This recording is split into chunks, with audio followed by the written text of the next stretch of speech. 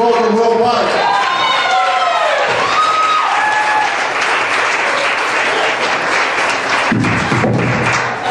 Thanks for stealing my act, Jose. Crap. Oh, and a little inside information. When we first started brainstorming this insane idea, Tom was like, you gotta go before me, you gotta go before me. Like, why? Because you're gonna be the clean guy, and I'm gonna be all filthy. It'll be great for the audience. Of course, I thought, oh, fuck that shit.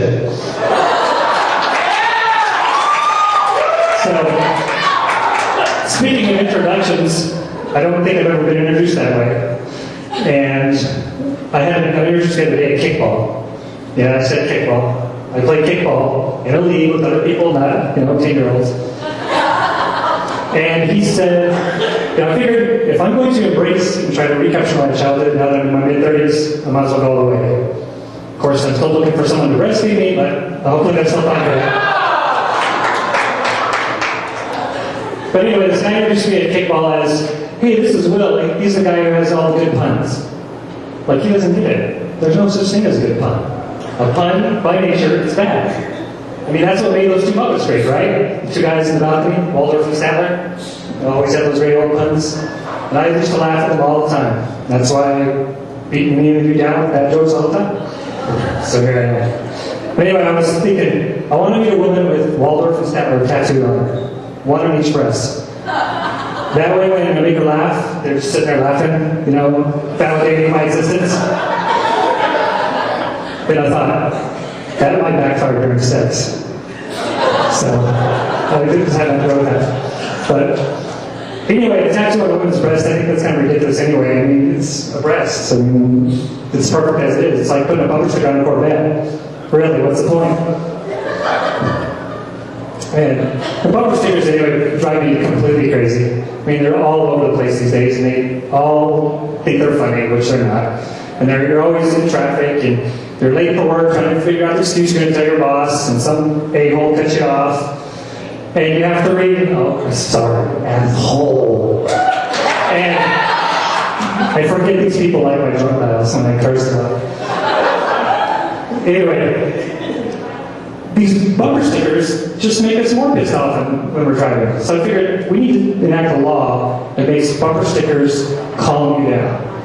So when someone cuts you off and you read a bumper sticker that says, hey, I'm sorry I just cut you off, at least I have herpes if you don't.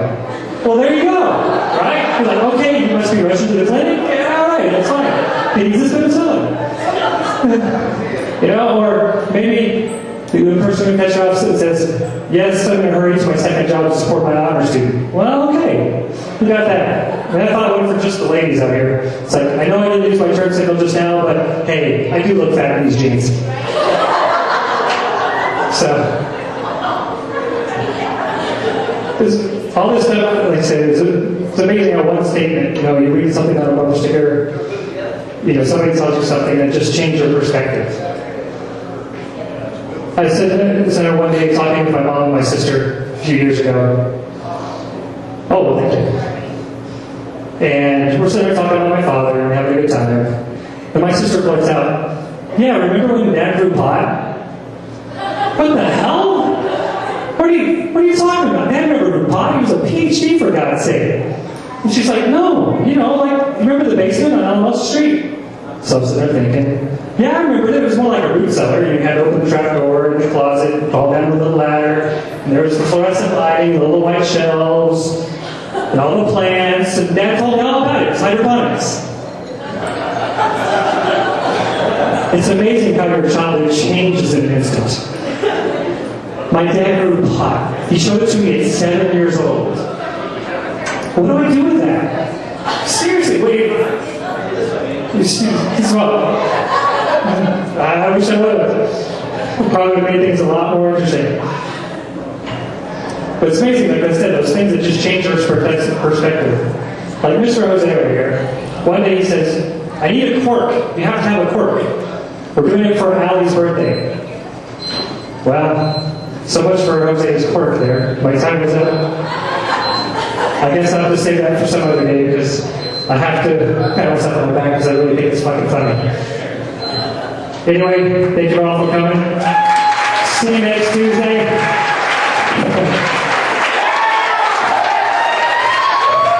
boy.